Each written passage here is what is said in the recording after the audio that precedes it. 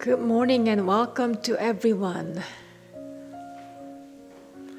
Welcome especially new faces who are the very first visit to our Sunday service. Hand up high, that's okay, don't be shy. Welcome, welcome people, welcome. And also our regular attendees, welcome to you all.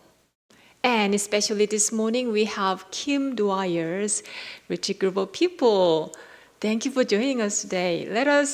Thank you. Let us practice and cultivate our calm, clear mind together. So our gathering will begin with Qigong exercise led by B, followed by bowing practice in standing posture. So please all rise and join B.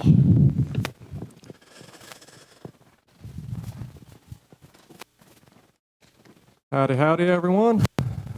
Morning on this beautiful day. Last week of summer. Who's excited? I am. I love autumn. Well, let's just begin today's practice with some body scanning. We'll stand with our feet shoulder width apart, slight bend to the knees. Just imagine yourself hanging there by that beautiful golden spider's silk right at the top of your head. We're just hanging around. Now bring your attention to the top of your head and start working your attention down through the face. Soften the eyes. Relax the jaw. Allow the tongue to rest at the roof of your mouth. Nice deep breath in. Nice exhale out. Continue to scan down, dropping the shoulders. Just letting your arms hang. Softening the belly. Loosening the hips. Continue to just scan your mind down through your body. Recognizing any places of pain or strength. Tingling. Continuing down the legs, through the knees, down into your feet, where your roots are really digging deep, getting ready for the winter hibernation. Right now, with palms facing up, let's bring our hands up. When they get to about head level, intertwine them, pushing up, out, really stretching up, opening up the chest, lifting up the universe, and slowly dropping, exhaling down. Again, nice breath in, interlacing the fingers about the height of the face, stretching up, holding up the universe, and releasing.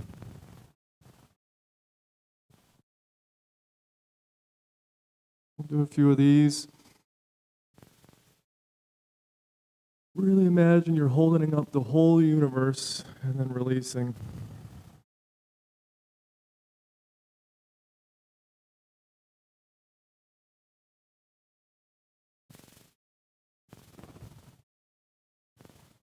We'll do two more.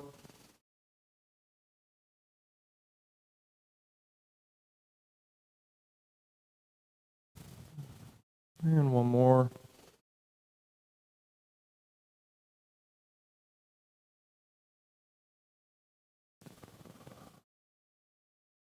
Okay. Something similar, and we've done this before. We're going to put ourselves in this box. We've got this box all around us, and we want to push those walls away from us. We're going to, again, lift up to the heart center. Now push out. Really, really press against those walls as you're exhaling out. Now pull them back in. Pull them in close. Let's press the ceiling up.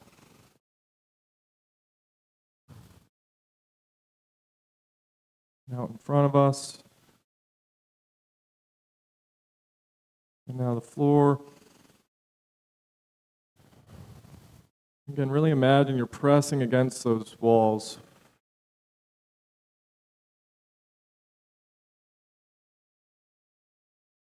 Pushing off that lid.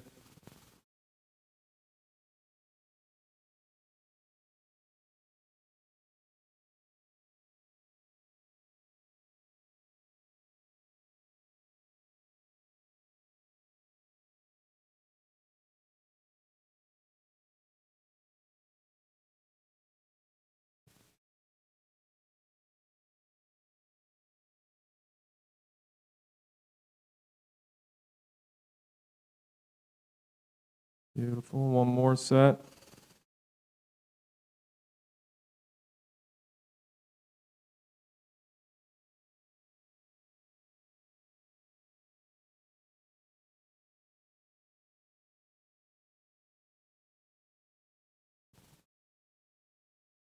Right. This one, sort of like a side bend. Cow Chases Rainbow, something like that. They've got great names, but I never remember all of them. So we'll call it Cow Chase and Rainbow. All right. We're going to bend to one side. I'm going to go towards the wall. As we do so, we're going to turn out and reach down as far as is comfortable. If you can touch your ankle, go ahead. Now breathing in, come back up, make the rainbow, and let's chase it down to the other side. Really feel that stretch in the extended leg.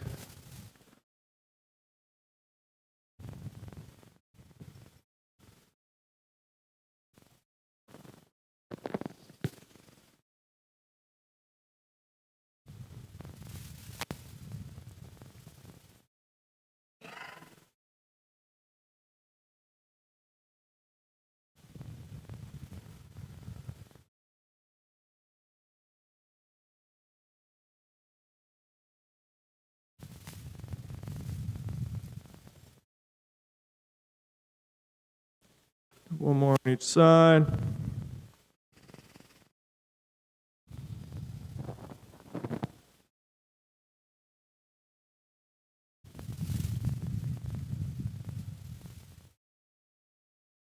And come back to neutral. All right. In light of the changing of the season, we're going to just kind of finish off and stand like a tree. We're going to bring our branches out to chest height. Drop the elbows, which will release the tension on the shoulders. And we'll just hold and stand, finding your breath, finding the strength in your core, really rooting down into the earth, getting ready for the changing of the season.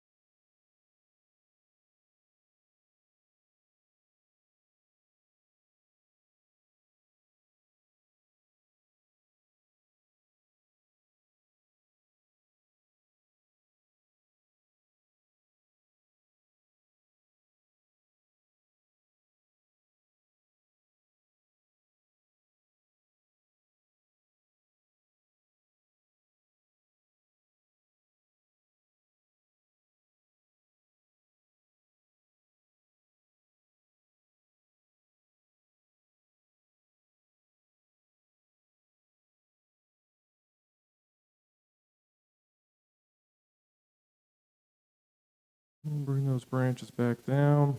And lastly, just we'll start with our hands way up. Let's bring it way up. Shake, shake, shake. Shake, shake, shake. Shake those arms out. Let's bring them down. Let's shake them out down here.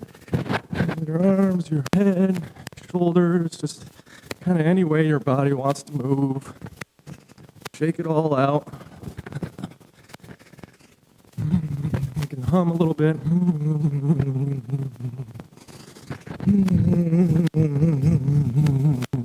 Great. We've all made fools of ourselves.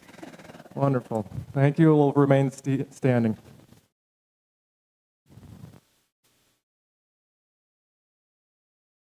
Please join your palms together, your minds and hearts together. Let us continue our practice with bowing this time. So as you look up here, you'll see one circle image, and we call this Ilwon-sang, or Dharma, Kaya, Buddha, fourfold grace, which reminds us of our true nature and the truth of the universe, which is there is no beginning and no ending. And there is the principle of cause and effect. So please join me offering 4 bows in standing posture. Our shoulders are relaxed as we bow. I bow in gratitude to the grace of heaven and earth, honoring the infinite beneficence of nature and the universe.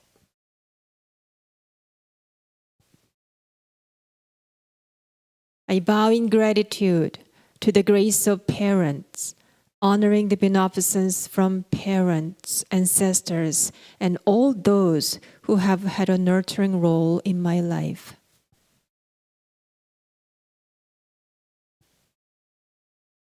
I bow in gratitude to the grace of fellow beings, recognizing the truth of interconnectedness.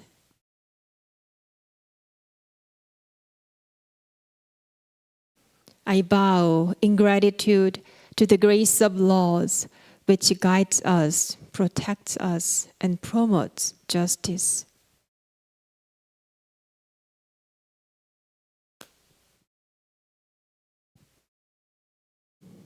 Now this time we'll greet each other. So turn to your neighbor and show your smile.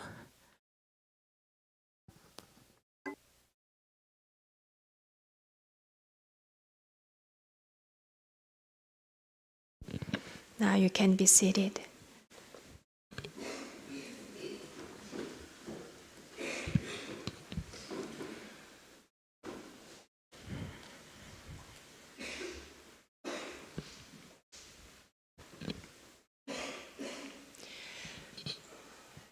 Take your time to find your seat.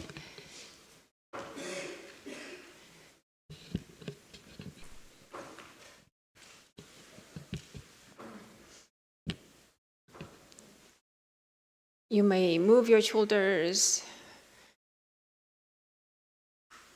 wiggle your body to find the most comfortable sitting posture for your practice today.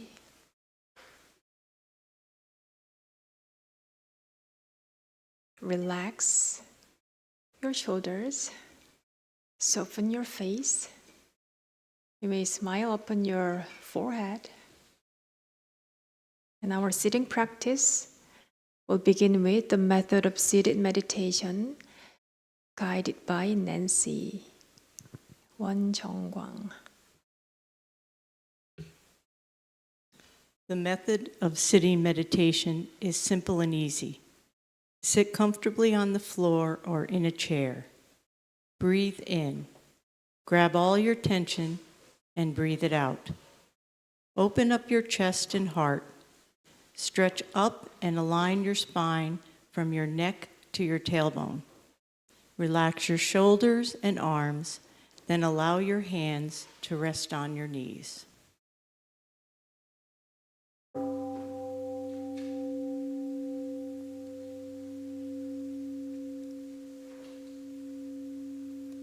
Bring your attention to your breath. As you exhale, release all mental and physical tension. Invite your attention to abide in your chi energy field, which is called Danjun. This is located about 2 inches below your navel and is the power center of your breathing.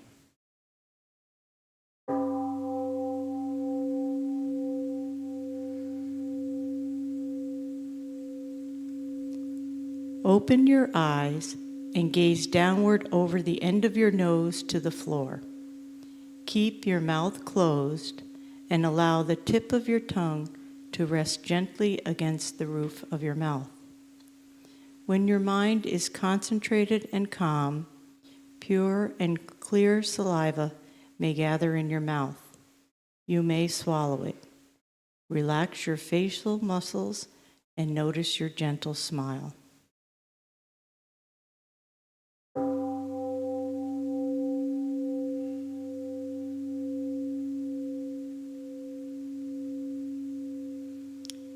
If your face or body begins to itch, do not scratch. This is just a sign of your energy circulating in your body. Simply notice the itching and let it pass.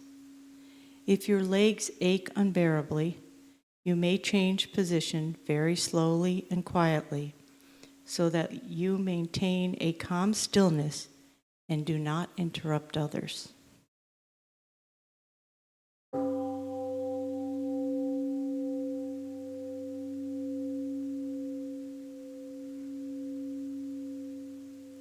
When thoughts arise in your mind, do not be discouraged or disturbed by them. Simply focus on your breathing without reacting to or playing with those thoughts. Recognize them as thoughts.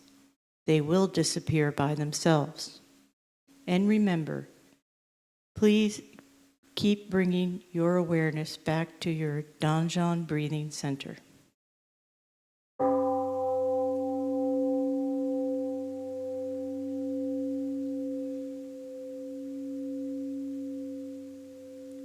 If you continue practicing meditation for a long period of time, you will rest in the realm of samadhi, deep meditation in which the mind is calm, concentrated, perfectly focused, and at peace, with no distinction between self and others, time and place.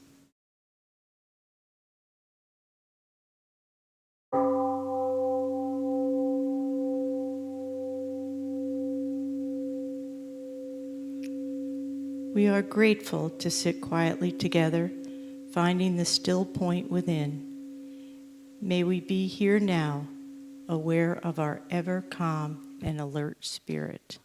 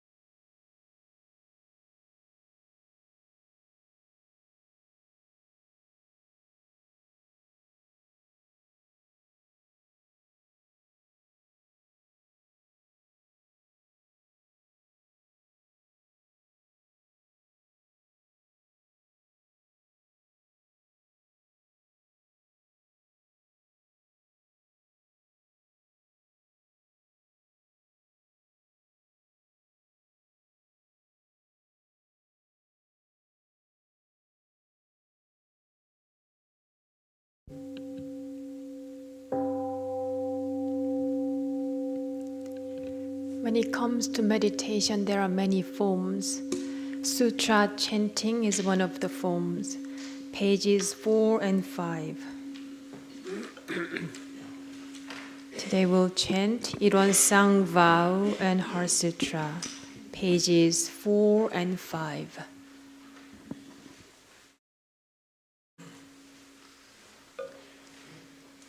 Ilwon-sang Vow. Ilwon is the realm of samadhi beyond words and speech, the gateway of birth and death, transcending being and non-being, region of heaven and earth, parents, fellow beings, and thus the true nature of all Buddhas, enlightened masters, enlightened people, and sentient beings. Ilwon manifests as both permanence and impermanence, viewed as permanence. One unfolds into an infinite world that is ever abiding, spontaneous, just as it is viewed as impermanence.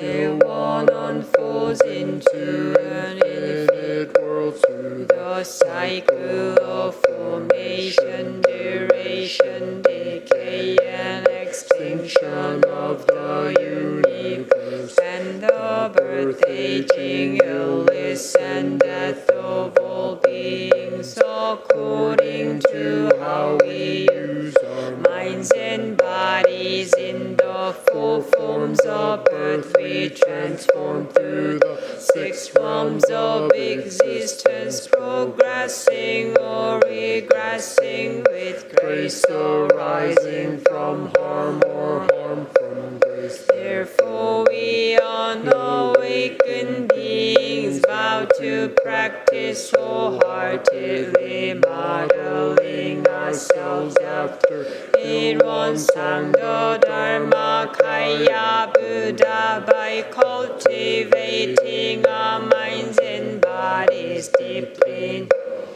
human affairs and universal principles thoroughly, using our minds and bodies skillfully, thus progressing rather than regressing, and receiving grace rather than harm, till we attain the great empowerment of Ilwon and become one with the nature of Ilwon.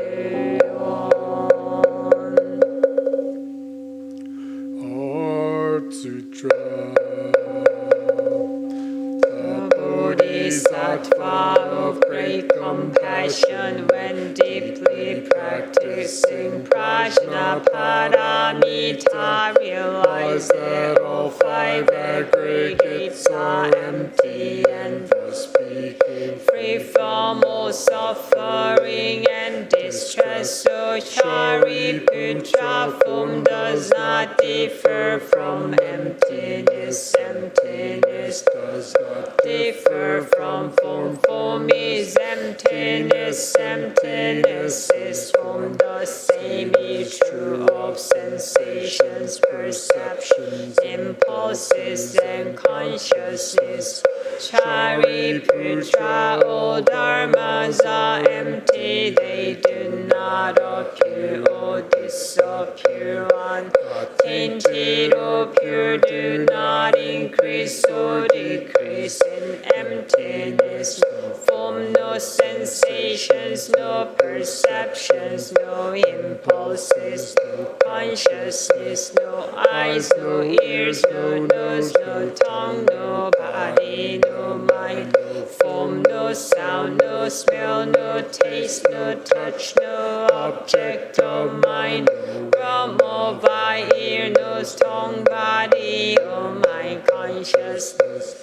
Ignorance, nor extinction of ignorance, no old days and death, nor extinction of them, no no suffering, no cause of suffering, no cessation of suffering, no path of wisdom, no attainment with nothing to attain.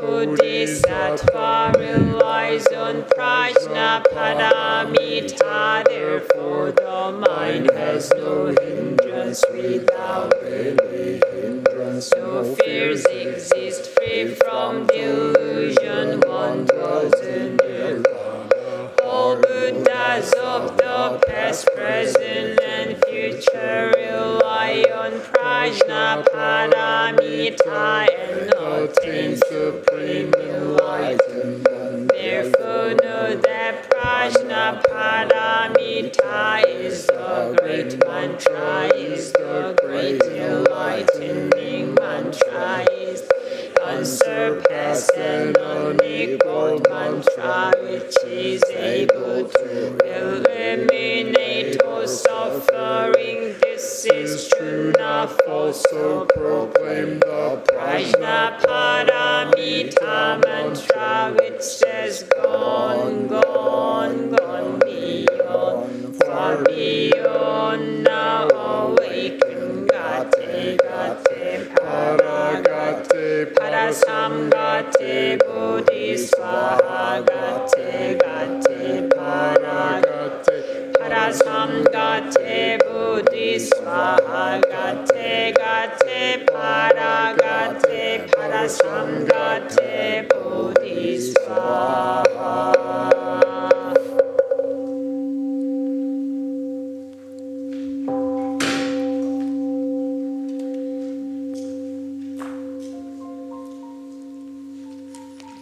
You may gently wiggle your body side to side. Move around your shoulders. Let's bring our arms up high, fingers together, push your palms up high. Stretch to each side. Hands back of your head and lean gently backward. Open your chest.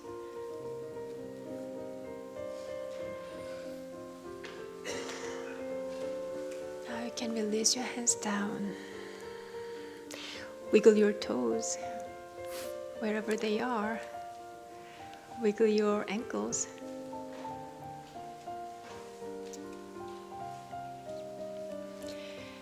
This morning, our retreat director, our head minister, Reverend Yu, will give us a Dharma talk.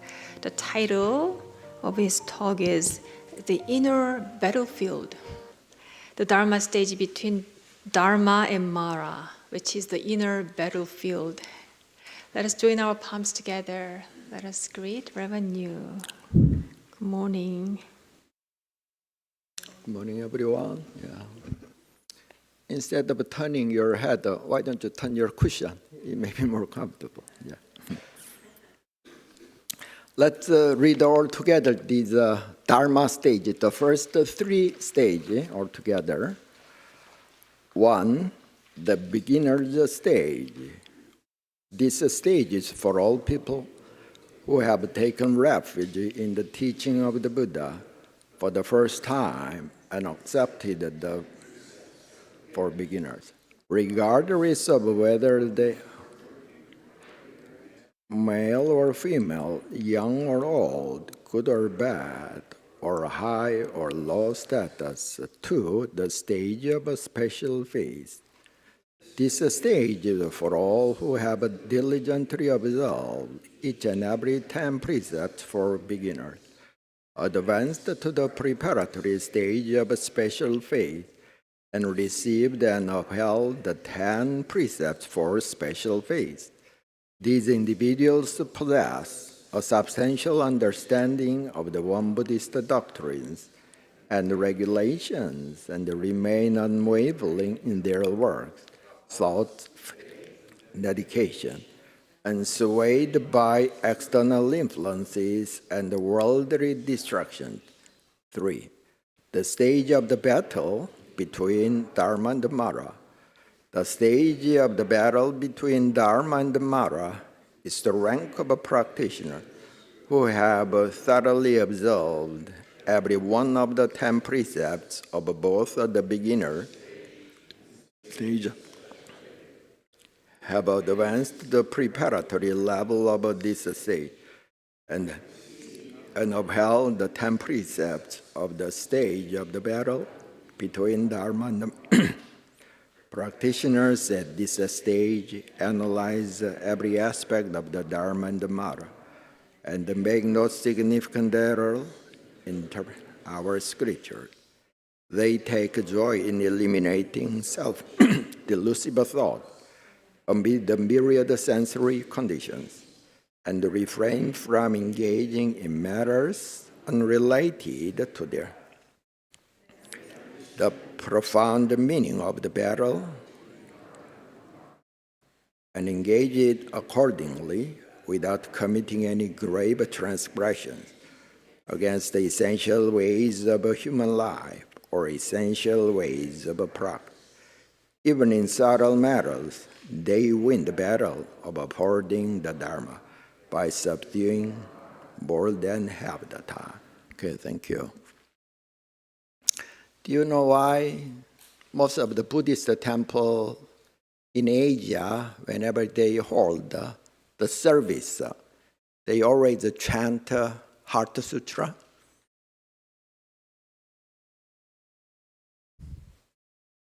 Because it's the most essential scripture in Buddhism. They say 49 years of the Buddha's teaching is condensed in this one-page scripture, Heart Sutra. What is the conclusion of the Heart Sutra? It's just like the last word of our parents on the deathbed. That word is very important. That's kate kate parakate parashangate bodhisattva. That may be the conclusion or the Buddha's teaching. So gone to the other shore was an awakening. So Buddha asked all practitioners to reflect where we are going. This morning, you went from your house to this retreat center, or from your house to supermarket, or to your workplace. That's for your body. What Buddha asked is where your mind is going. What's your life goal? What would you like to achieve eventually? That Buddha asked all practitioners to reflect. Our founding master made it very clear. When you read the One Buddhism canon, the last chapter is a Dharma stage. 6 stages of the Dharma. It is where we are supposed to go. Sometimes exercise, eating healthy food is not fun, but it's important. So maybe from the beginner's stage to the stage of great enlightenment, sometimes it's very challenging, but as long as we would like to achieve the life, that the freedom or happiness, which is indestructible and everlasting, we have to forward step by step to the stage of the great enlightenment. The beginner stage. Buddha used this analogy. Regular people's life is holding some very red hot burning metal because they are not aware that's very hot, burning hot. Think about that. or think about your bad habits. Even though doing that, doing what is right, is not, sometimes it's not easy to actualize that. But what if we do not know at all from the beginning? Then we really tend to commit lots of unwholesome transgressions. So our third head Dharma master, Master Desan, said, a runner in a race should start from the starting point for the record to be recognized. And a traveler first purchase a train ticket to go his or her destination.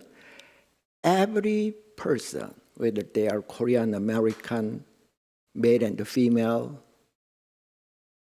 learned or not that learned, should start from the beginner's stage. So he said, among 6 Dharma stages, is the most important stage is beginner's stage. Mr. Desan said, it is discovering a great house, embarking on a new journey. We discovered our true home, and we have to turn our step anew. That's the beginner's stage. So he said, each and every practitioner have the right as well as the duty to become a Buddha, to attain great enlightenment. The second stage is the stage of a special phase. So you turn your steps anew. And then what? So you have to go to the, let's say, you are going to the top of the Everest next month. Even though you know the Dharma, even though you have the map, having very good guide or not makes a very big difference. The guide can be the Dharma, it can be our teacher, it can be our Dharma friends. Practice alone, if we practice alone, we encounter lots of challenges. But in a group setting, for example, when you come here, we practice meditation 25 minutes. Even though you would like to, your mind is very wide, you have no choice. You have to see it until you hear the bell. So, the stage of a special phase in the Dharma, phase in our teacher, phase in our Dharma friends. In this stage, Master Desan said, the roots of enlightenment become planted. If you have unwavering faith. And the first flowers of enlightenment bloom. If in your mind, special faith is already established, the flower of a great enlightenment already bloomed. It's just a matter of time. The third stage, the stage of the battle between Dharma and Mara. That's what I'm going to talk today. When parents name their child, they spend a lot of care and time to think about what could be the best name for their baby. When our founding master named the stage, the Dharma stage, I think he contemplated a lot. For example, the stage of a special phase, or the stage of the battle between Dharma and Mara. Mara is an unwholesome, dark tendency in our mind. So, the battle between Dharma and Mara means in our spiritual practice, in order to change our mind, in order to change our life, there will be battle we have to face. You have to make it very clear. Battle. Mr. Desan said, as our Dharma, the power of Dharma advances and rises one step, the Mara's obstruction rise in equal proportion. So practitioners have to be very careful about that. Do you know the exact meaning of a jihad? When we watch the television news, especially in the Middle East, we hear the word jihad means our spiritual inner structure, inner struggle. The battle between our body and mind. The battle between our flesh and spirit.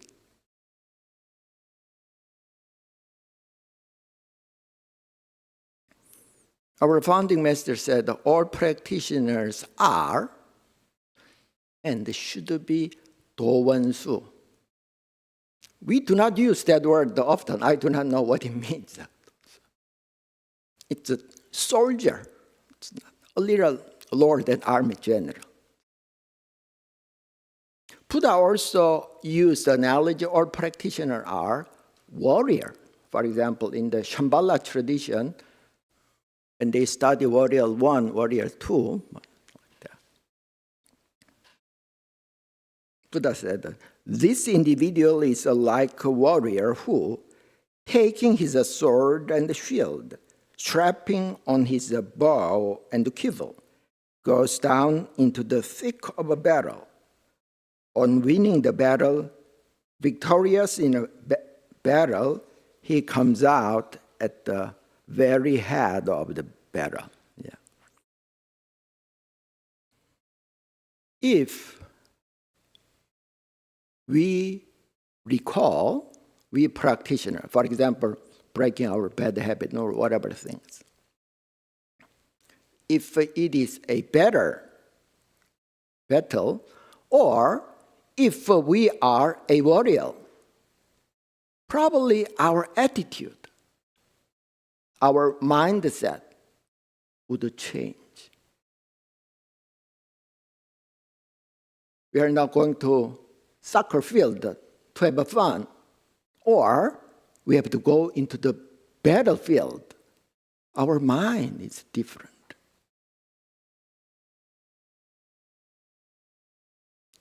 So this stage says, practitioner at this stage analogy each and every aspect of the Dharma and the Mara and make no significant errors in interpreting our scriptures. Which is a Dharma, which is a Mara, which is a light, which is a darkness. We have to analyze. Iliri means each and every aspect. We think we know, but there are many areas that we are not quite sure. We can rely on the scripture.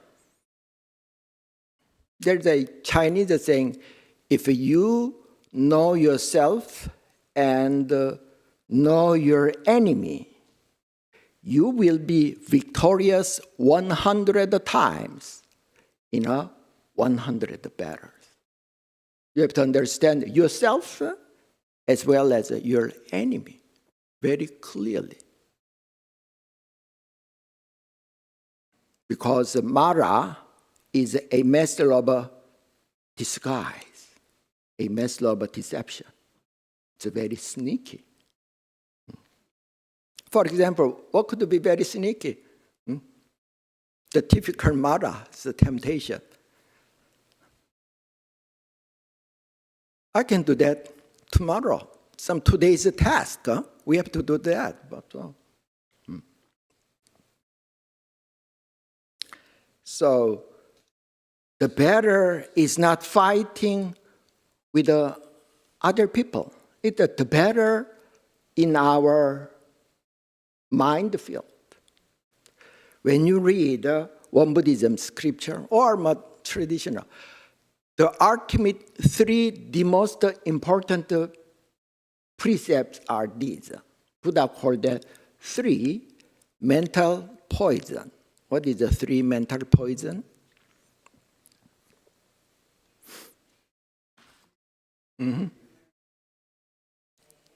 Yeah, anger or hatred. Yeah, the Sanskrit means both of the anger and delusion or ignorance. We have to fight with those invisible enemies.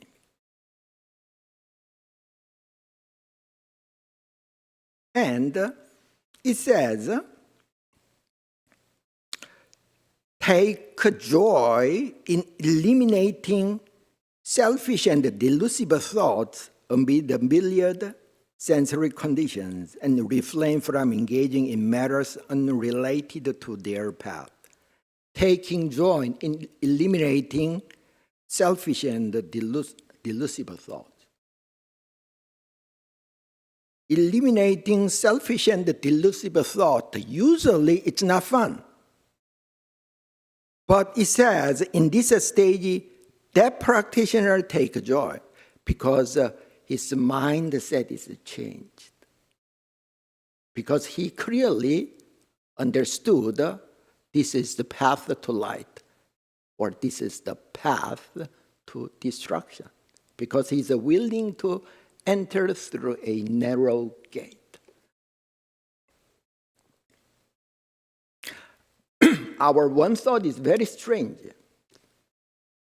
Some young woman, whether in Korea or in USA, if they think just one thought, well, my life would become a failure if I gain a lot of weight. If they have that thought, then something happens in their body. The food does not agree with their body when they eat. Or actually the food started to upset their stomach. It's the power of one thought.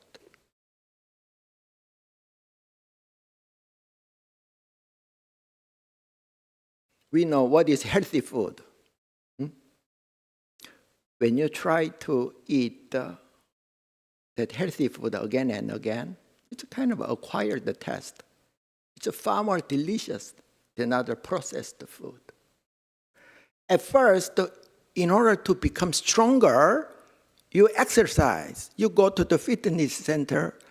As time passes, you start to enjoy that exercise. So practitioner in this stage start to take joy in eliminating selfish and delusive thoughts.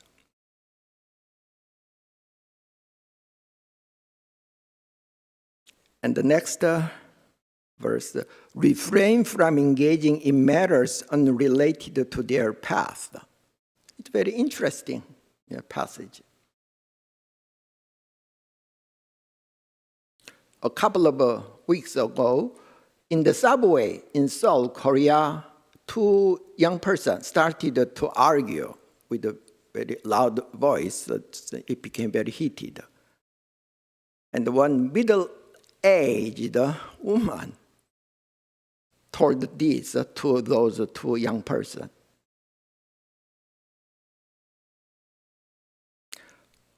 Why do you fight in that way? It's not in the church. Probably she's a Christian. In that church, people fight a lot. That's why she told to those young people. Why? In the church or Buddhist temple, members fight a lot. Probably different opinion. But one of the main reasons might be in this way: engaging in matters unrelated to their path.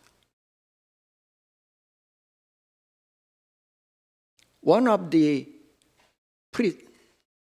it's not precepts, commending our true nature, one of the item of mindfulness is to not urge others to do what they have no genuine wish to do. Instead, attend to your own affairs.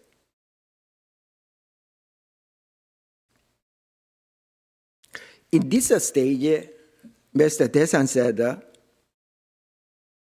in this battle we may lose in the battle sometimes, but the Mara cannot remain hidden from them.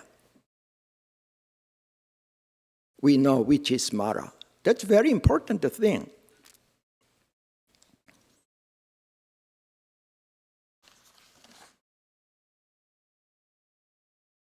In the military campaign, whether you win the war or lose the war, what's very important is regrouping is very important.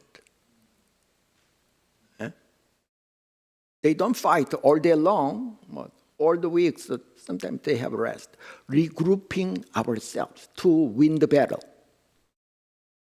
So what is the regrouping for our practitioners? It's a reflection. Before retiring to bed or early in the morning, we reflect our life, where our mind is heading. Even though we lost the battle, when we deeply reflect, then we can enter into the battle with a stronger, bolder mind and more awake. Then our founding master said, a small mistake can become the foundation of a great success.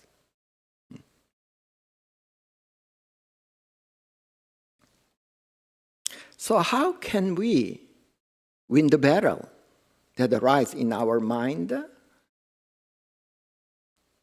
As I said, or as our founding master named this Dharma stage, it's better between Dharma and Mara means we are all warriors.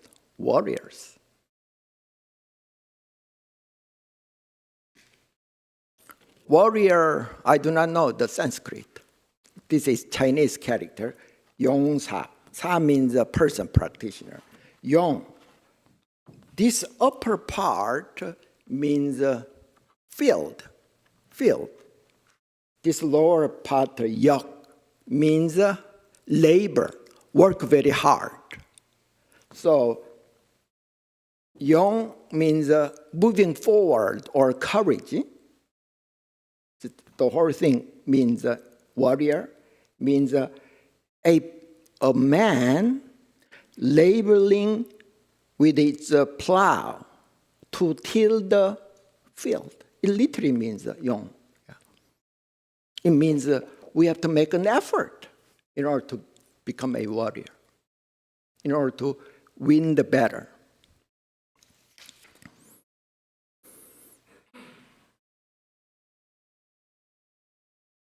Buddha said, like a strong warrior who stands firm in battle, I do not tremble in the face of Dharma. Buddha lived in that way. That's how he attained great enlightenment. Buddha said, monks or practitioners, you should train yourself in this way. Strong will be our desire, strong our exertion, strong our perseverance, strong our mindfulness, strong our concentration, strong our wisdom. I have taught meditation or meditation technique for a very long time. If they make an effort to meditate very well, meditation technique does not matter that much. They will eventually figure it out. What is the best technique? If they don't have the courage or zeal or perseverance, any technique will not work. There are 5 kinds of warriors. Kathy, would you read that? Yeah. It's just some Nikaya, yeah, the Theravada Buddhist tradition, yeah, scripture.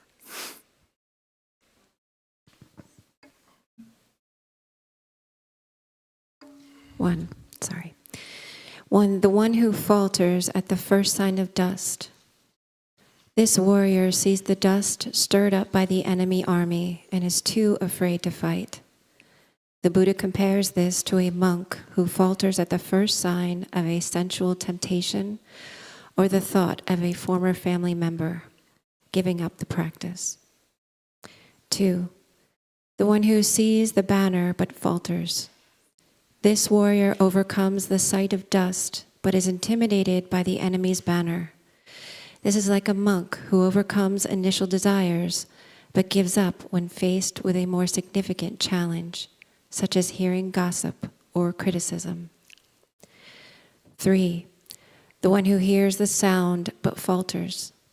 This warrior is not scared by the dust or banner, but loses courage when they hear the sound of the approaching army. This represents a monk who has progressed further, but is overcome by the turmoil of daily life and distractions. 4, the one who is struck and wounded. This warrior engages in hand-to-hand combat, but is ultimately injured and fails. The Buddha compares this to a monk who has made great progress and has overcome many obstacles, but is wounded by a severe temptation or a difficult situation, such as a strong lustful desire, and falls from the holy life. 5, the one who is victorious. This warrior overcomes all obstacles, dust, banners, tumult, and physical blows, and emerges victorious at the head of the battle. This is the ultimate spiritual warrior, a monk who perseveres through all forms of internal struggle and ultimately attains liberation from defilements, reaching the ultimate victory of nirvana. Okay, thank you. Our founding master passed away on July 1st in 1943. The last Sunday in May, this is his last sermon. He said, "Dear practitioners, though time moves continuously, circling through countless eons without end, this kind of opportunity is hard to encounter, but you have luckily, fortunately, met that opportunity." So they said, if we are lost in the mountain, you have to go to where you started. So go home and read the 6 stages of the Dharma, and they will tell you where our life is supposed to go. Okay, thank you. Thank you, Reverend Yu, for your teaching. Let us open our booklet once again, page 6.